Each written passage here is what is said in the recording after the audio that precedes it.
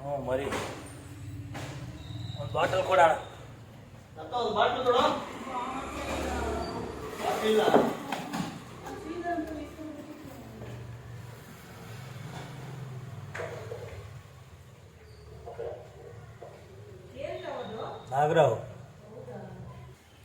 ನಾಗರಾವ್ ಈಗ ಜೂನ್ ಜುಲೈಗೆ ತುಂಬ ಸೀಸನ್.